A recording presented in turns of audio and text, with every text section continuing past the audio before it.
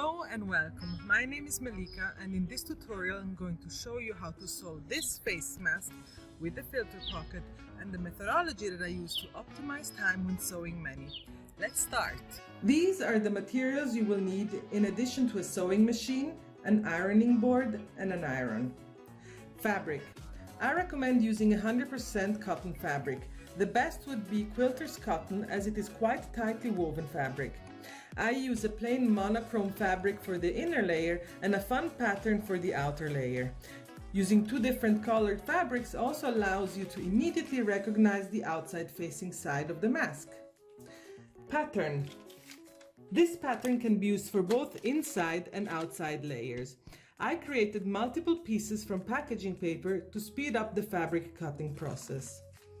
You will also need fabric scissors, sewing pins, sewing thread, and finally elastics. These will be wrapped around the mask's wearer's ears when putting the mask on. I prefer to use medium to thin elastic hair ties as I found them to be more practical and cheaper than regular tailor's elastic. Ideally, you pre-wash your fabric at 60 degrees. However, I find that washing the masks when they are ready works well. I just usually throw in a laundry cotton collar catcher sheet and it works just fine. Let's start with the front layer.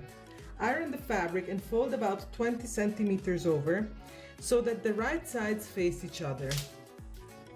If you have strong fabric scissors, you can fold it multiple times in a zigzag manner.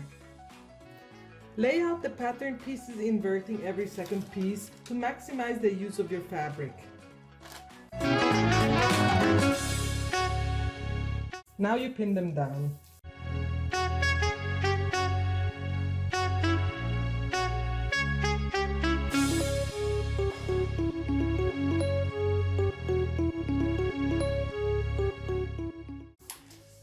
Now cut along the edges of the pattern. You don't need to add any seam allowance as it is already accounted for in the pattern.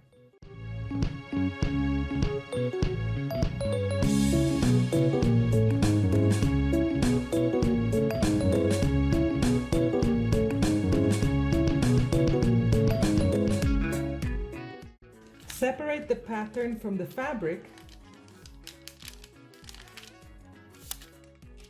and pin together two halves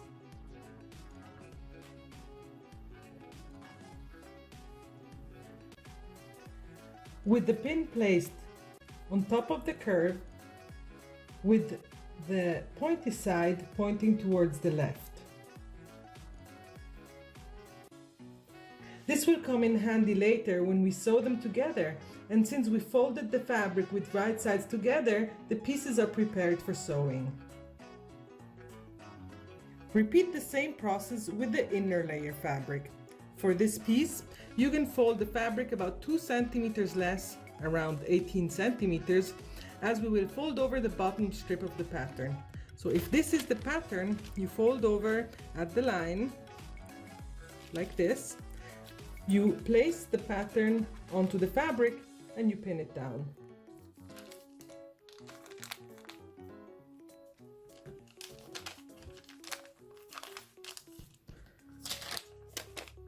Continue placing and pinning down all of the patterns and cut them out. Now we are ready to start sewing. I keep my pre-cut fabric pieces near the sewing machine.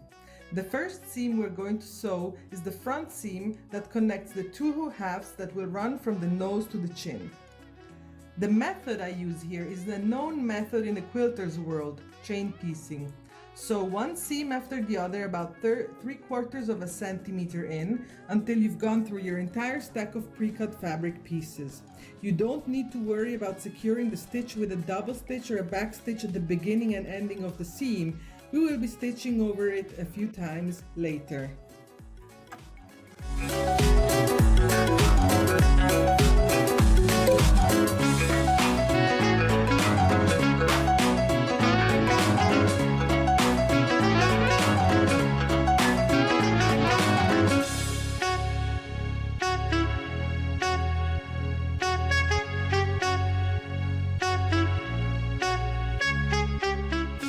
Now that we've gone through the stack, we separate the pieces with a scissor and put the front layer aside for a moment.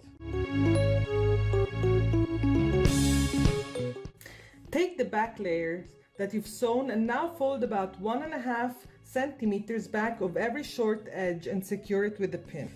So, about 1.5 centimeters. And I secure it with a pin. And now on the other side as well, making sure they're aligned so they're even.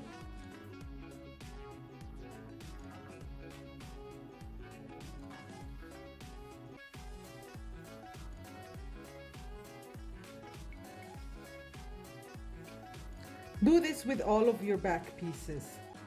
And then you will sew along here using the same chain piecing methodology. First you do one side on all pieces, then you do the other side. Done! Now it's time to sew the back and front layers together. Take one back layer and one front layer. Pin the two sides together, starting by the center seam to align the pieces.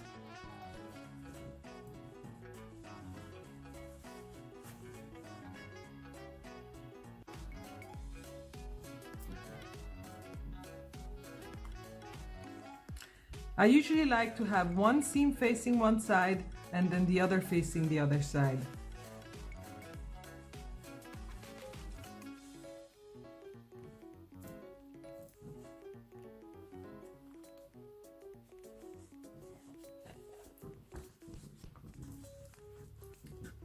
Then, pin down the sides to secure them in place.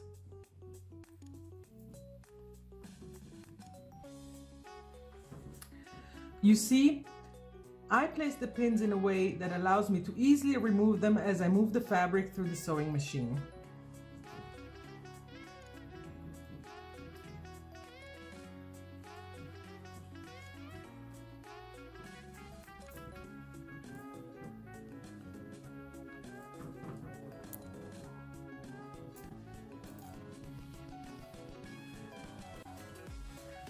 Pin all of your pieces together and return to your sewing machine. Sew along the top and the bottom seams with a 3/4 centimeters allowance, securing your stitch in the beginning and the end, and removing the pins as you go.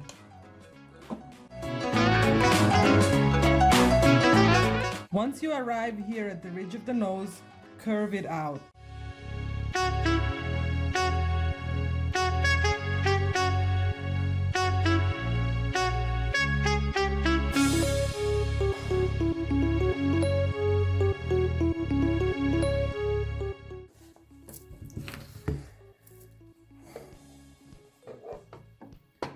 Trim all the extra thread you have hanging around.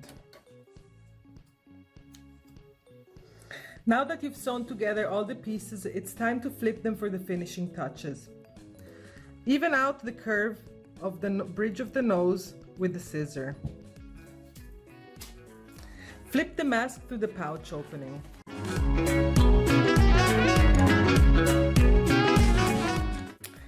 Roll the seams with your fingers to align them.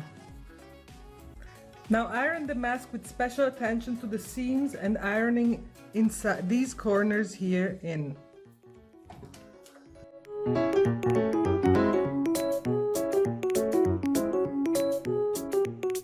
Time to go back to the sewing machine. We will now top stitch the mask along the same seams we just sewed before. I like to use 1/2 centimeter of seam allowance. This will make the mask sturdier and maintain its shape better. Feel free to use a colored thread at this stage if you want to go for a fancy design. Insert a hair tie and fold over once more and pin it down. Make sure not to cover the pouch opening. Do that on the other side and we're ready for the last seams.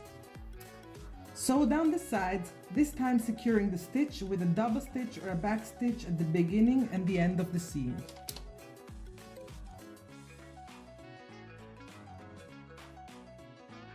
This is how the finished mask looks. Make sure you learn how to safely use and sanitize the mask. There is plenty of information online, and I have summarized it as well on the Masks for Change website. Thank you for watching. Happy sewing and stay safe and healthy.